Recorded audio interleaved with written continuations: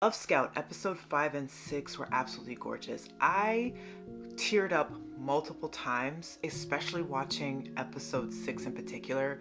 I think this show does a lot beautifully, but the whole feeling of falling in love and not even realizing it until it's too late, I feel like this show perfectly encapsulates that. And there is a particular scene in episode 6 of Love Scout that was so stirring to me that I have to talk about it a little bit more.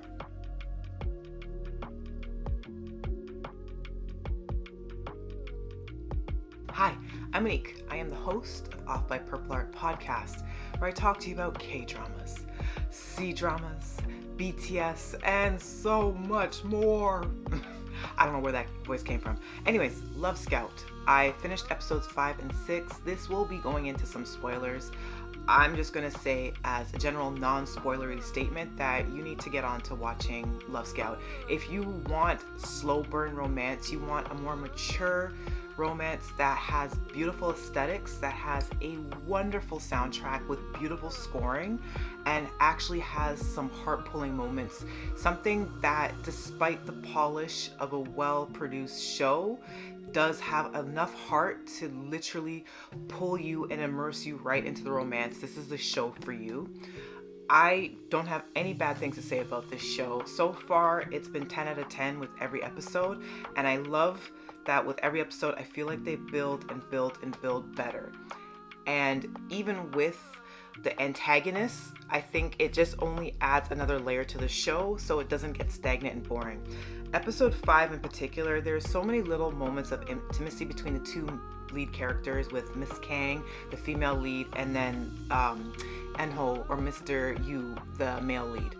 There was a dinner party that was supposed to happen in this episode, and everyone at their workplace was stoked for it. And because Mrs. Kang is socially very awkward, which is very, very relatable, I think it's the most adorable thing about this character is that while she's an amazing worker, she's this amazing, no hold bar kind of headhunter, and she does her job well, she's just so incredibly awkward. And there's like these little moments where you can truly see her real personality, and it's just really lovely to see.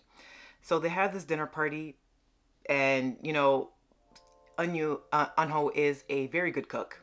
He invites everybody, and he makes a special point to invite Mrs. Kang.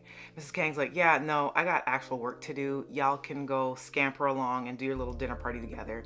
She ends up going anyways, and of course everybody else cancels last minute. So she shows up with a cake, all gussied up, all pretty, and then she feels awkward as ass. And it's just like a really funny thing. I think both actors did a really great job as far as the physical comedy in this episode.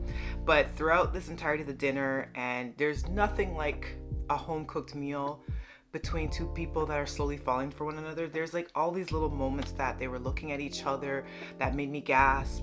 There's one point in the episode too where Enho or Mr. Yu, he leans over to like grab her hand and essentially give her like a stamp of approval, like this little cute little stamp, which is this little in-joke between him and his daughter Biol, who I love, by the way.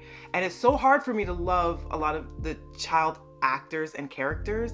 Sometimes they're almost too precocious, but I feel like this actress in particular, she does a really great job in balancing the more grounded moments in reality and when she has to be really serious. And she also has that really vibrant youthfulness, and she's just a really good compliment. I feel like she works really well, and that the father-daughter relationship is so believable. Even her interaction with the female lead is so believable. Anyways, he stamps her hand, and they just kind of linger in each other's presence, and it's just really well done. And then we get even more backstory. So they've been hinting at for quite a while. There's this major fire that happened that took Mrs. Kang's father away, and they showed a lot more of it in this episode, and they definitely delve into it in episode 6. And she has a lot of night terrors with this, and she technically has a lot of trouble sleeping at night. So she falls asleep on Mr. Yu's couch, and he can overhear in the next room.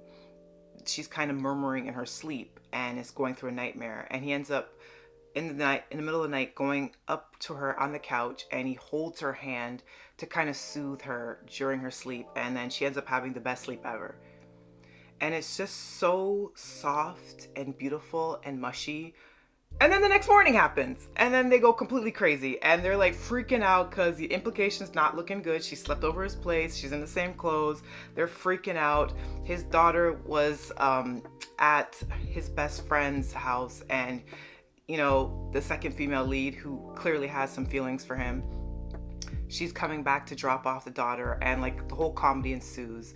And there's that moment where you almost think that everything's going to be revealed, because as like a secondary storyline, Mrs. Kang and Biol, Enho's daughter, have slowly built up this relationship from mutual respect, and they don't realize the tie that they both have to Enho until this scene where everything starts to like build together. I thought was great. So yeah, I loved the hell out of episode 5. And then came episode 6. And episode 6 made this like one of my favorite romantic comedies right now. And just romantic drama. Everything about it was so beautiful.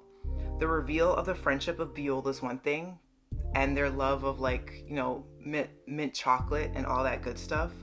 But Biol's accident in particular, and how scared and panicked Miss Kang was, and the whole entire hospital scene, and how incredibly freaked out Inho was, and the fact that he was admonishing himself, saying, you know what, I'm doing the best job I can at being a father, but I feel like I'm actually hitting a wall here. And the level of reassurance Mrs. Kang was able to give back to him, and that they were so close to holding hands. So close to holding hands. And then their relationship just continues to build. And it's so beautifully done and depicted and emotional.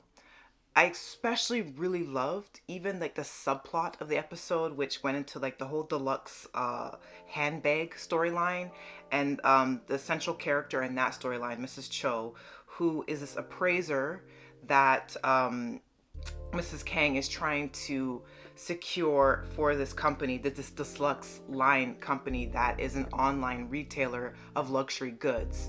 And the entire stress of trying to A, get this appraiser to sign on, and B, this whole entire scandal unfolding about this fake bag that was masquerading as a real bag, and it becoming this massive scandal, and that the rival company of the people's firm that Mrs. Kang works for, Career's Way, putting out these fake stories about this counterfeit bag being masqueraded around as the real deal. And it coming into question that this appraiser that they're trying to headhunt and bring into this company, can she do her job well enough, even though she doesn't have technically the lucrative college background that a company would like, but she just has hand-to-hand experience, and she's worked in the field and has a genuine love and passion for creating bags, and can understand the fine details and the craftsmanship that goes into these luxury items.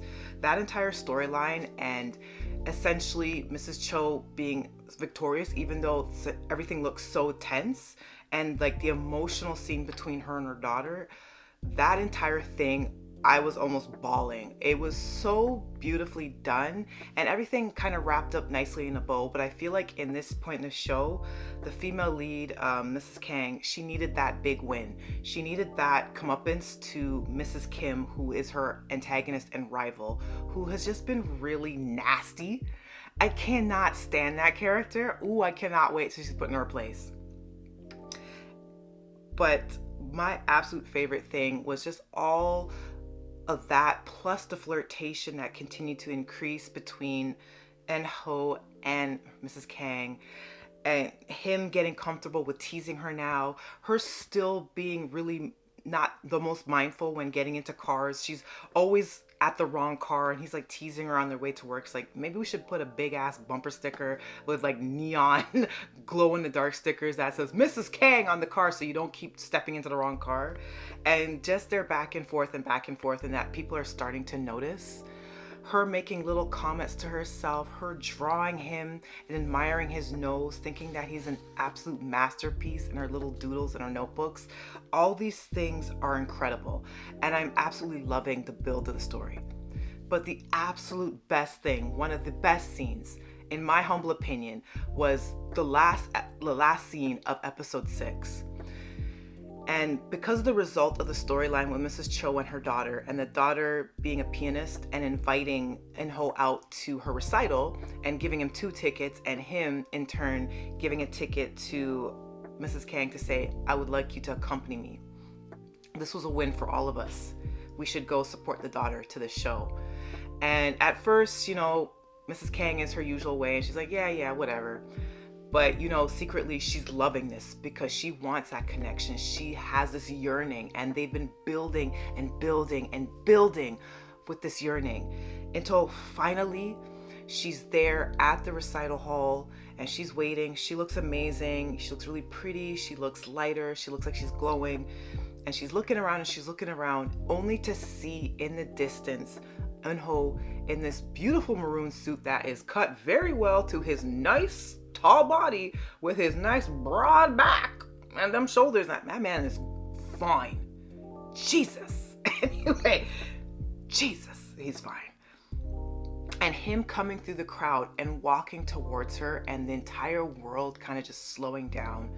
And then the beautiful building of that piano music, like the classical music just continues to crescendo, and you can just see the entire realization in her face that she is falling in love with this man and she cannot stop it. And at the same time, you can see through his eyes as well that he is also getting hit with the love bug. I feel like this show is doing he fell first, but she fell harder. And in that moment, you can just see everything crystallize for her oh so clearly that this man is extremely special. The building and the tension of the music and the yearning is so good. The direction is so good. The way they frame these actors in certain scenes where you can see that they so badly want to reach out to one another, but there's either these emotional barriers or these quite literal physical barriers in their environment that is keeping them from crossing that line. When I tell you this is the magic of slow burn romance, and when romance is depicted well with this level of maturity, with this level of sophistication and finesse, it is so enjoyable. I sound almost crazy talking about this show, but the subtlety in this show is what's hooking me. And when you have strong performers and beautiful music and just really genuine, down-to-earth, grounded stories, it makes for beautiful work, even if the show is not breaking new ground. I'm not saying Love Scout is something extraordinarily unique. It's taking classical tropes and it's subverting some of them, but for the most part, there is tried and true beats in this show. But there's so much heart that's embedded with it. I'm telling you, this first 6-episode run has been phenomenal. God, I hope that they can stick the landing with this, because this is going to be one of, if they can do this, this is going to be like one of my top favorites as far as romances go in the K-drama realm, which is crazy to say with the amount of years I have of watching K-dramas. But this is how besotted I am with it. Let me know your thoughts. Please, if you're a big fan of Love Scout, let me know. If you're watching the video format of this podcast via YouTube, please tell me your commentary. Tell me you're as affected as I am in this. If you're listening to audio versions of the podcast via Spotify or Apple, feel free, interact with those platforms as well, especially with Spotify, as Spotify has expanded, and I think you can even see the video component of this podcast. Let me know. This show so far is giving me literally everything. I mean everything I would want in a romance.